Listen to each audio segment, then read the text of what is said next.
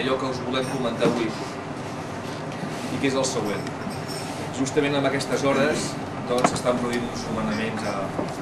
govern de la Generalitat i us he de comunicar que en aquests moments s'anomena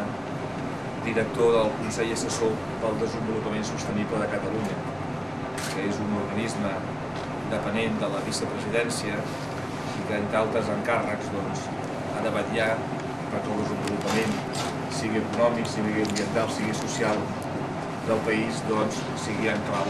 de la sostenibilitat. És a dir, com ja sabeu vosaltres, perquè és una de les consignes que he anat repetint al llarg d'aquests 4 anys, és fer un desenvolupament en qualitat de vida per a tothom, sense hipotecar els recursos de les generacions del futur. Bé, no cal que us digui que és un fet d'una banda d'una gran satisfacció personal i política poder anar a treballar pel país, anar a treballar per Catalunya en un moment que entenc que és important i on el repte de la sostenibilitat com algun altre està a primera fila de les agendes polítiques. Per tant, volia comentar-ho a la meva ciutat en primer lloc, però també voldria agrair als ciutadans de Terrassa el recolzament que han tingut amb Esquerra i que han tingut en aquest cas amb mi com a persona. A mi no se m'escapa que el fet que s'anomeni en aquest govern de la Generalitat és segurament a partir de la feina que he pogut fer al llarg d'aquests anys a la meva ciutat.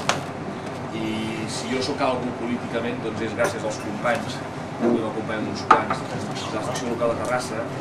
però sobretot si soc algú políticament és gràcies als ciutadans d'aquesta ciutat. Per tant, voldria agrair-los el suport i l'escalf que m'han fet durant molts anys. Dit això, dir-vos que a partir d'avui m'incorporo en aquest nou destí. Com queda la situació a Terrassa? Per tant, també estem tots aquí perquè ha estat una decisió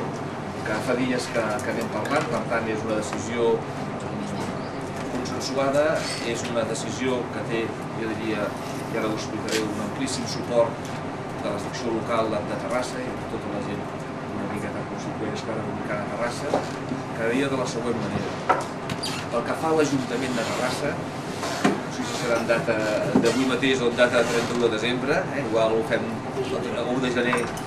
perquè com cada mà és dels innocents us ho poseu al diari, no s'ho posarà ningú demà, ni tenim un petit problema. Però la idea és la següent, la idea és que jo plegaré de tinent alcalde, de regidor de salut i de portaveu. Aquestes tres feines les assumirà el company Màrius Massaller. El Màrius Massaller, el qual ho presenti, està de regidor de la decisió està pressa. Ara, també us he de dir que abans de prendre aquesta decisió i de fer-la pública dins, i ara parlem ja des de l'àmbit del partit, vam estar reflexionant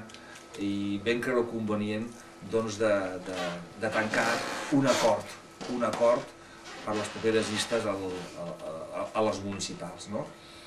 I aquesta era, jo diria, una condició meva, però jo crec que és una condició de tots els companys, per tant, arribar a un acord i presentar ja una persona. Aquesta persona ha de ser el nou cap de llista i aquesta persona s'ha de triar d'una manera immediata perquè hem de preparar una campanya electoral. Aleshores, us he de comunicar que no hi ha hagut molta discussió, a més us ho volia dir.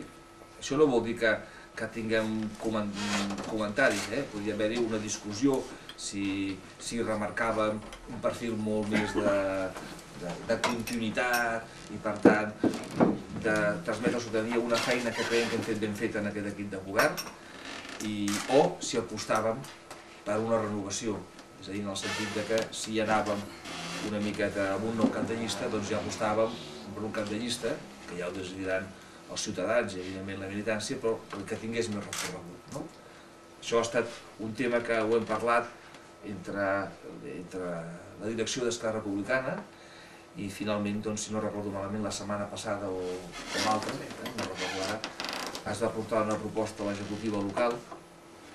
i la proposta és que el proper cap de llista a les eleccions municipals sigui l'Isaac Albert. L'Isaac Albert, sabeu que ja el coneixeu,